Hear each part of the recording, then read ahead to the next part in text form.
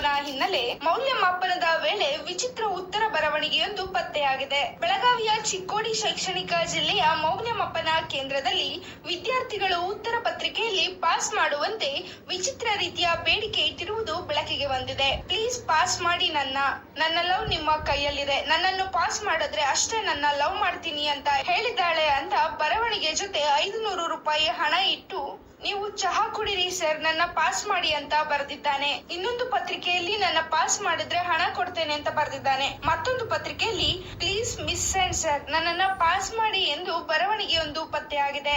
ನೀವು ಪಾಸ್ ಮಾಡದಿದ್ರೆ ನನ್ನ ಅಪ್ಪ ಅಮ್ಮ ಮುಂದೆ ಕಾಲೇಜಿಗೆ ಕಳಿಸಲ್ಲ. ಹೀಗೆ ಹಲವು ವಿಚಿತ್ರ ಬರವಣಿಗೆಗಳ ಮೂಲಕ ಉತ್ತರ ಬರೆದಿರುವ ವಿದ್ಯಾರ್ಥಿಗಳ ಬರಹಗಳು ಸಾಮಾಜಿಕ ಜಾಲತಾಣದಲ್ಲಿ ಸದ್ಯ ವೈರಲ್ ಆಗ್ತವೆ.